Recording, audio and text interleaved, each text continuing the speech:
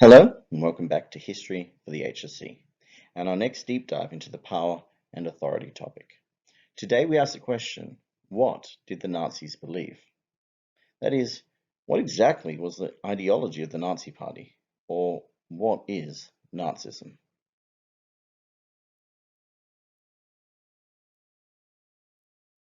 Our syllabus outcome for today is quite simply the nature of Nazi ideology.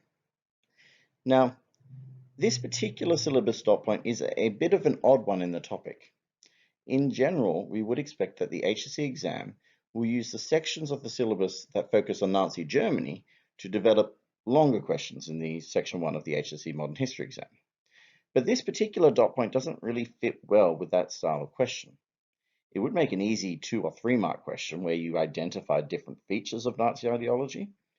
But realistically, that doesn't sound like a question they're going to ask. They're more likely to use those 2-3 mark questions for things like the rise of dictatorships and the League of Nations and things like that. It's probably most likely that this syllabus dot point forms an amount of background information for other parts of content that you study, things like the rise of the Nazi Party or the consolidation of power, because it allows you to springboard into a deeper level of explanation and analysis if you can then talk about Nazi ideology. If you consider, for example, the 2020 HSC 10-mark question in the power and authority topic, it said, why were the Nazis able to consolidate power in the period 1933 to 34, and it gave some sources to use. Here, obviously, the specific syllabus dot point of focus will be the consolidation of power, which our previous video covered. But in explaining why the Nazis were able to achieve this, you will want to bring in aspects of their ideology. So today, what we're aiming to do is provide you with that brief background into their ideology in order to assist you in digging a little bit deeper in your responses. Because of the nature of the topic, it's probably going to be a little bit of a shorter video where we're largely just explaining what these different aspects of Nazism really were.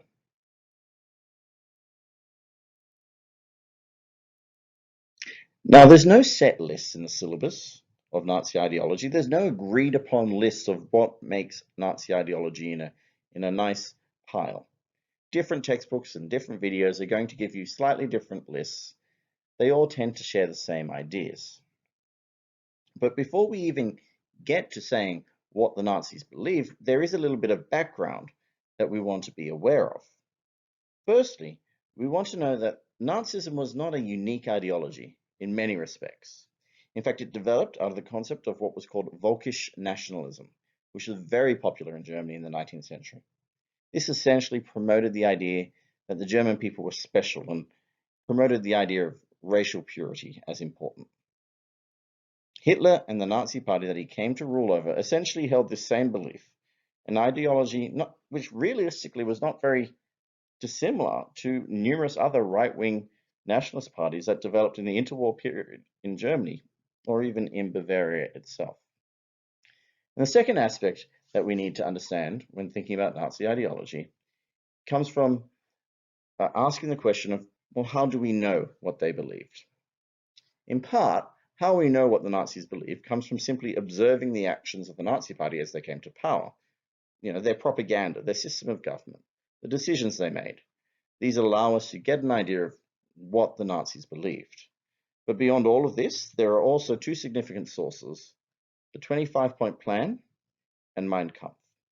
Both of these give us a clear idea of what the Nazis actually wanted to achieve and why. So, with all of that said, let's break down the topic of Nazi ideology into what I would consider to be the core tenets of what they believed. The first aspect we will consider is the Fuhrerprincip, or Führer principle. Secondly, the desire for elbow room, living space, Lebensraum. Thirdly, the need for autarky within the state of Germany. Fourth, the idea that Germany was under attack, that Germany was in danger. Fifth, the German community, or what the Nazis called Volksgemeinschaft. And lastly, the concept of social Darwinism, something that they very much held in common with the Volkisch nationalism movement. So with all of that said, let's get to know what the Nazis actually believed.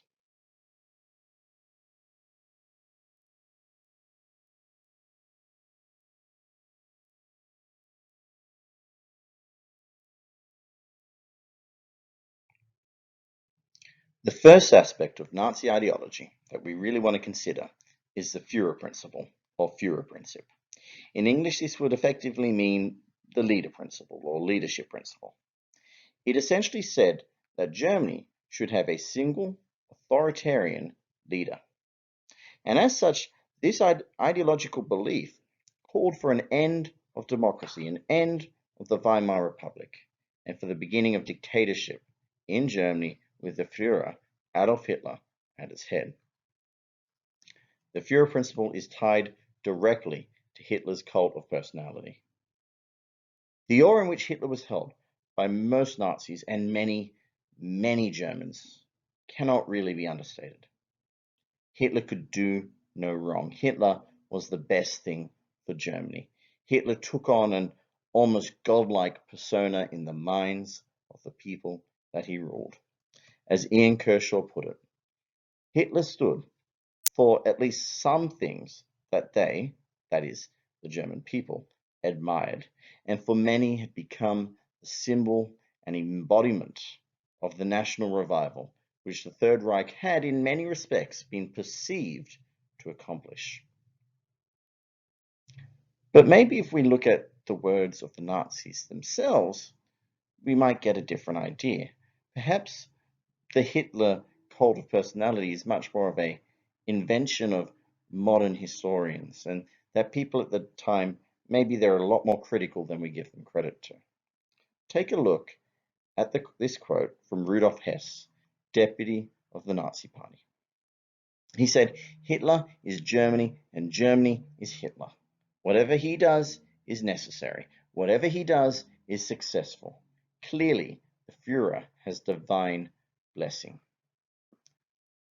Nazi propaganda saw to it that the German people bought into the Hitler myth. Der Führer hat immer recht. The Führer is always right. Perhaps the best example of the Führer principle and the cult of personality in Nazi propaganda is this poster, Es lebe Deutschland, or Long Live Germany. Consider the adoring crowd behind Hitler as he stands triumphant and leading Germany. Germany and Hitler are one and the same. Even more than this, see the light shining from heaven, an image borrowing heavily from Christian pictures to suggest Hitler has been chosen by God to lead Germany to victory. Hitler's cult of personality was all-encompassing. He demanded and he received absolute obedience, even to the point of death. Hitler's cult of personality was so persuasive that it really was an ideology. The Nazis did not just say these things and make these posters because they made good propaganda that convinced the Germans to do what they wanted. They said it because the Nazis and Hitler truly believed the lies that they were spinning. In the words of Howard K. Smith, the US war correspondent, "I was convinced that of all the millions on whom the Hitler myth had fastened itself, the most carried away was Adolf Hitler himself."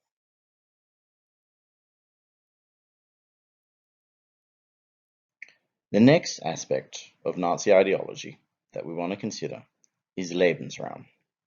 The literal English translation of this phrase is simply living space. But what it meant in terms of Nazi ideology is the concept that Germany needed to expand its territory. On coming to power in Germany, this ideological tenet would have serious ramifications on a world stage, as it set up Nazi Germany as having an expansionist, imperialist policy towards foreign policy decisions, in particular towards its eastern neighbors. The desire for Lebensraum would see the Nazi war machine move eastward, creating an area known as Großdeutschland, or Greater Germany.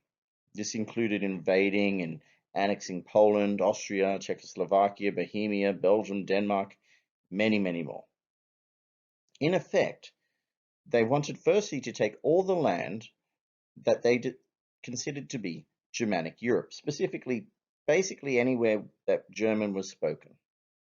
Beyond this, land in the far east of Europe, which could then be resettled by Germans, was also a major, if not the major goal of Lebensraum. In Hitler's unpublished sequel to Mein Kampf, he wrote, "We take off where we broke off 600 years ago. We stop the endless German movement to the south and west and turn our gaze to the land in the east, which gives us the clear explanation that the desire for Lebensraum would be answered in terms of what the Nazis believed by conquering countries, lands in the east."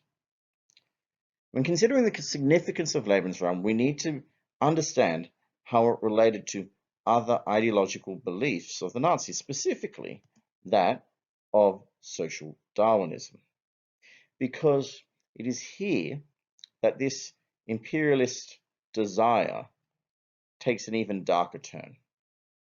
Because Lebensraum was not about building an empire and ruling over subjugated people. Lebensraum called for the removal of defeated people, for land to be taken from people and given to Germans. Lebensraum would not result in spreading German culture or German ideas, in building loyalty in the local population.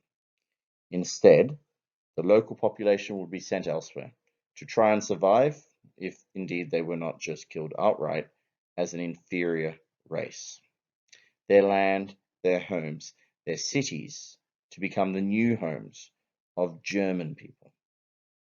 As Hitler put it, "Our foreign policy will be determined by the necessity to secure the space necessary to the life of our folk," that is, Germans. It knows no Germanizing or Teutonizing, only the spread of our folk. And so, the ideology of Lebensraum would lead to, and in fact was inherently connected to, many of the worst excesses of Nazism in Europe, from the Holocaust and the Einsatzgruppen to the invasion of Russia and the treatment of POWs from Eastern Europe.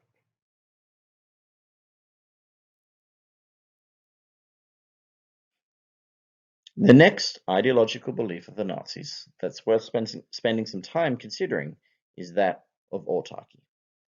Autarky means economic independence and self-sufficiency. In effect, what Hitler wanted was for Germany to be completely independent from the rest of Europe, for all resources that Germany needed to be accessible from within Germany itself, and not requiring any international trade to actually occur. The first man responsible for trying to achieve this goal in the new Nazi state was a gentleman by the name of Hjalmar Schacht. He was an economist and a banker who'd been fiercely critical of the Versailles reparations. But Schacht was not actually a member of the Nazi Party. He in fact helped to start the German Democratic Party, which was a center-right group within the Weimar Republic. Despite this, Hitler recognized his economic brilliance. And even though Schacht did not agree with Nazi ideology on many accounts, he was appointed Minister for Economics and given the task of achieving autarky, German economic independence. Schacht was then responsible for what has been called the German economic miracle. This saw Nazi Germany rise out of the impact of the Great Depression, with unemployment dropping significantly. Schacht would oversee the construction of the new Autobahn highways, and along with this, the creation of what are called MIFO bills.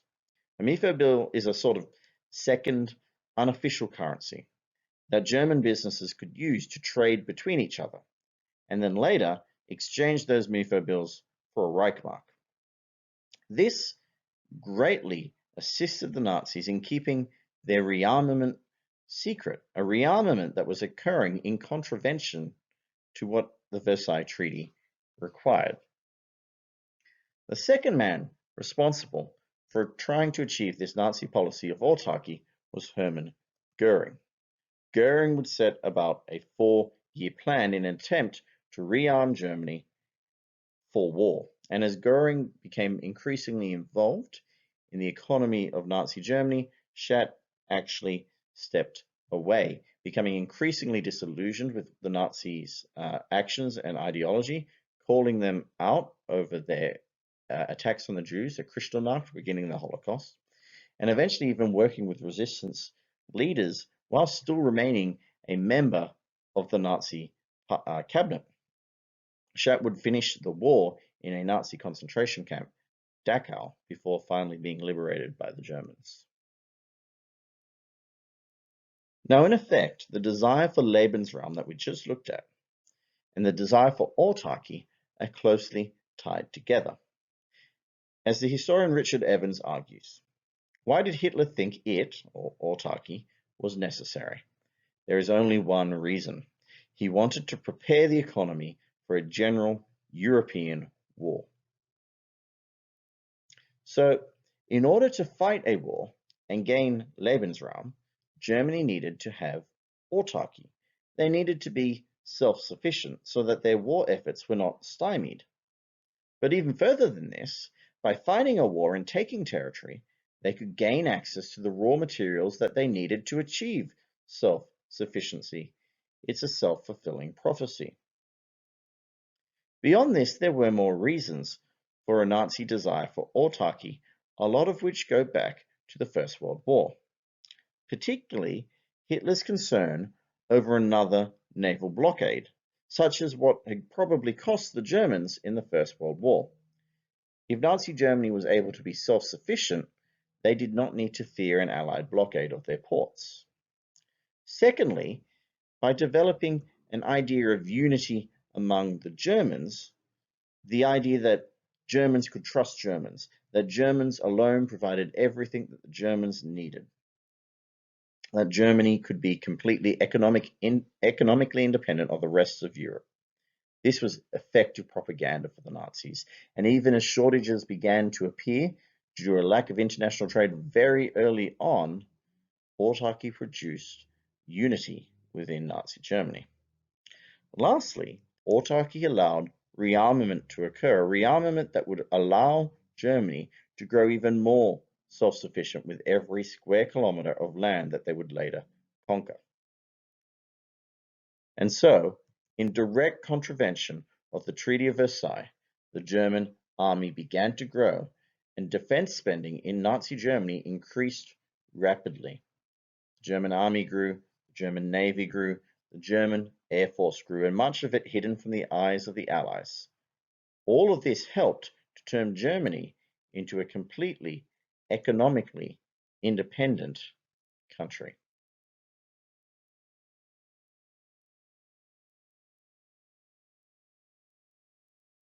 The next key ideological tenet of the Nazi Party was the concept that Germany was in danger, that Germany was under attack, under threat from various groups. But it wasn't just any group that the Nazis really targeted in terms of this ideological belief. Certain groups were seen as a threat. Certain groups were seen as the ones that were attacking Germany. The first of these, probably unsurprisingly, were Jewish people. You can see that clearly in this poster, Hinter den Feindmarken der Jude, behind the enemy powers, the Jew, a poster from World War II, circa 1942, showing the flags of the United Kingdom, the United States, and the Soviet Union, the Allied powers against Germany during the Second World War, and Nazi propaganda presenting those behind these powers, those convincing these countries to fight the Germans, were the Jews. Germany was under attack, despite the fact, obviously, in reality, the Germans had started this war, the Nazis had started this war. The Jews were seen in Nazi propaganda as the ones responsible. But it was more than just Jews who were the threat. The second group shown as a threat were the communists. Consider this poster, the Great Anti-Bolshevik Exhibition, showing a Bolshevik soldier, in fact a skeleton, crawling over the earth with fire surrounding him on every level. The communists and the Jews were a threat, and in many cases, in much Nazi propaganda, it's Jewish communists often seen together as one and the same thing. And we see this in terms of the groups most targeted by the Nazis in terms of the Holocaust, firstly being the communists, and then later being Jews. But what's the result of this ideology in Nazi Germany? Well, firstly, this called for a need to rearmament, because if Germany is under threat, then Germany needs to fight back. Secondly, it called for racial policies, racist policies, because the Jews were behind the attack. And so it was reasonable in Nazi ideology and Nazi thinking to then target Jews with discriminatory laws. Thirdly, this helped build war support, because these wars that the Nazis engaged in were not seen necessarily as wars of expansion via this ideology, but actually Germany defending itself. Next, this provided an ideal scapegoat. Somebody else was responsible for all the ills of Germany, and Nazi propaganda did very well at showing the Jews as the scapegoat for all of the problems in Nazi Germany. Lastly, obviously, this ideological tenet led very clearly to the terror and repression pushed by the Nazis on specific groups, particularly the Jews and the communists, but other groups that were targeted by Nazi terror and repression, because Germany was in danger, and this is how the Nazis justified their actions against these groups.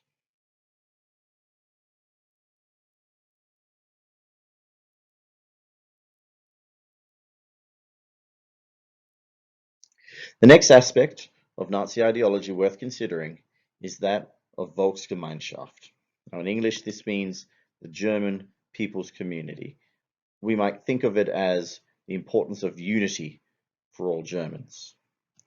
Volksgemeinschaft taught that the individual was unimportant, that the individual will of Germans should be subservient to that of Germany as a whole and their Führer, their leader, Adolf Hitler.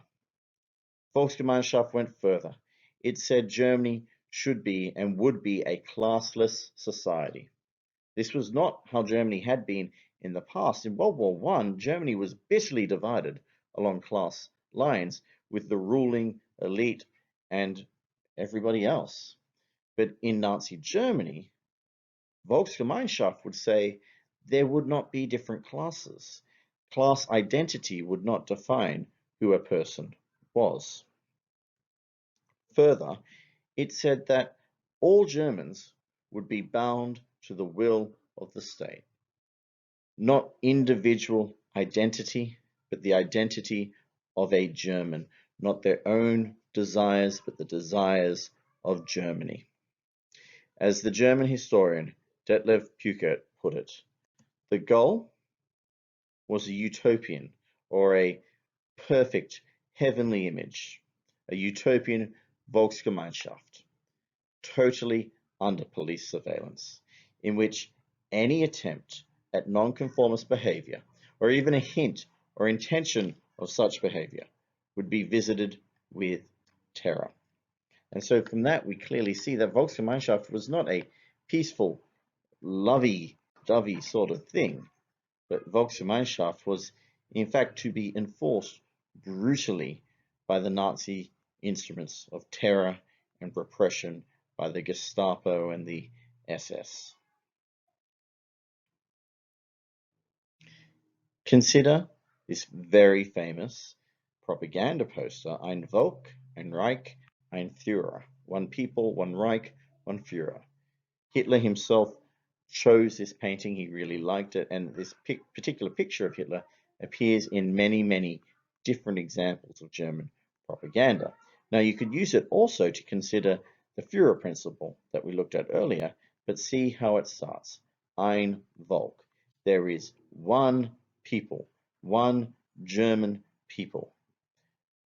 Austrians, Sudeten, people from the Sudetenland, they were considered to be German. And those people were part of the Reich behind the one leader. In fact, Volksgemeinschaft does have many similarities to fascist Italy, as the Nazis and Hitler himself did really look up to Mussolini and the fascist Italy in the early years in particular. And that their concept of everything for the state is really picked up in this idea of Volksgemeinschaft. And so in Nazi Germany, the Nazi Germany that they wished to rule, Germans would be united. Germans would see each other effectively as brothers, but that would not be done through encouraging each other just to enjoy each other's company or whatever, but it would be done through terror and it would be done through repression. If conformist behavior was not achieved via convincing people through propaganda and the like, then it would be enforced brutally.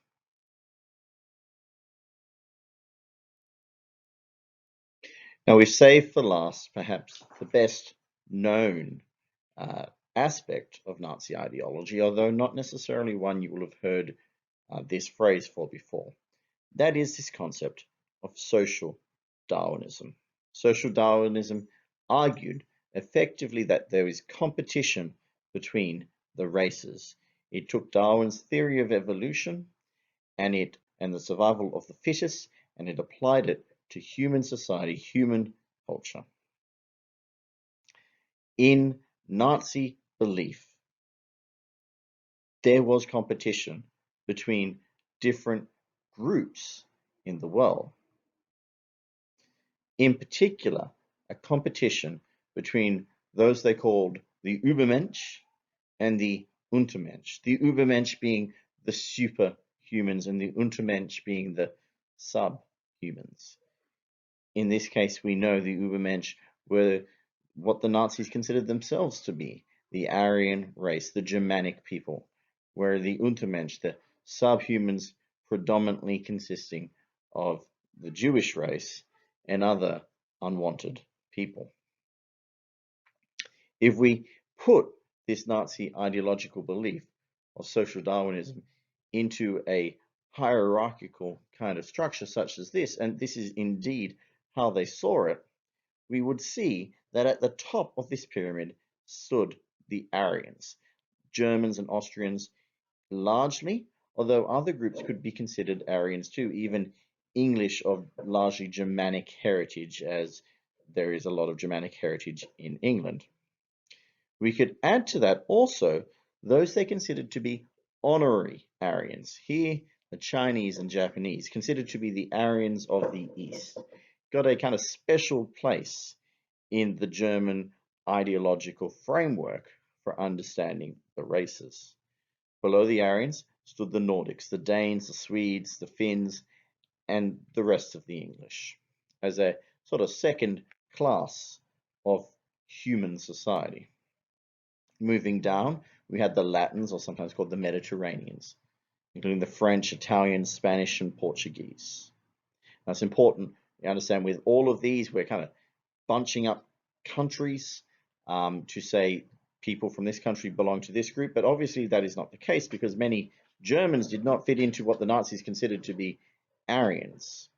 But we're kind of simplifying it to say the main kind of ethnic group in these countries would be considered part of that race of people by Nazi understanding. Below the Latins, the Slavic. We're now getting down to the those that the Nazis really did not like. Slavic people included Poles, Czechs, Russians, those of Eastern Europe. Africans would come next. They're right down the bottom, but still seen as human, although definitely by Nazi thinking less evolved.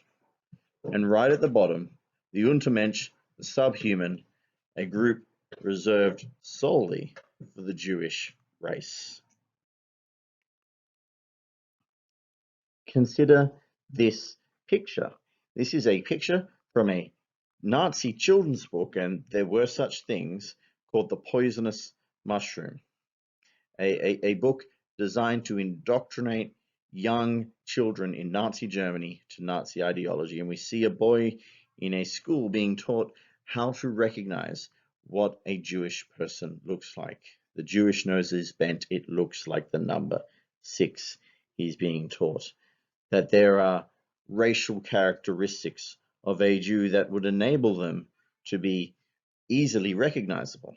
Now, this is, of course, utter falsity, but this is what the Nazis believed. And social Darwinism was hugely important because it provided the Germans with justification for many of their other actions. It was justification for Lebensraum. They could take land from lesser races because the Aryans were on top, and it is survival of the fittest. The Aryans were by definition the fittest, and so to take land from those in the east, the Poles, the Czechs, the Russians, and the subhuman Jews, was perfectly reasonable in their understanding of the world. It gave justification for the concept of Volksgemeinschaft and what it was to be German. Aryans are part of Volksgemeinschaft. Other groups who might be German citizens, such as Jews, are not. It gave justification, quite obviously, for the Holocaust. Jews were not considered to be human. Jews were subhuman. And in this survival of the fittest kind of mentality that Nazi Germany really held to, it is crucial that we do understand that this ideological tenet played a massive role in severely impacting the lives of many millions of people. But social Darwinism went even further than that, because we can see examples from even within the Nazi Party itself. They were not a particularly well-structured or organized party. Hitler was quite happy to see his various lieutenants fight for power and influence. The strong would rise to the top. Social Darwinism was at work in everything the Nazis did.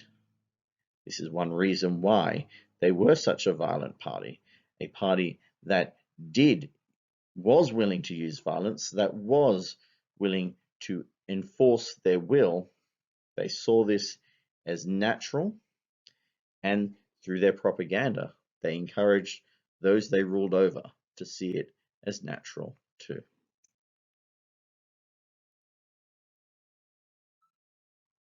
This has been History for the HSC and our deep dive into Nazi ideology, the question of what did the Nazis believe. We've seen they believed in the Fuhrerprincip, the idea of a single authoritarian leader, in the requirement for Germany to achieve Lebensraum, to expand its territory and in their doing achieve autarky, or economic independence and self-sufficiency.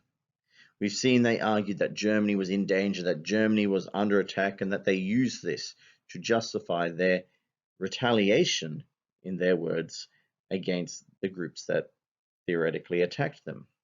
We've seen they had an identity for what it was to be German and to be united as Germans under this concept of Volksgemeinschaft. And we've seen, most famously, how their concept of social Darwinism and the competition between the races so fundamentally impacted lives for many minority groups within Germany and the territory they controlled. We do hope that you found this deep dive into Nazi ideology helpful for your study, and we'll see you next week as we dig a little bit deeper into some of the important Nazis that you probably want to know a little about.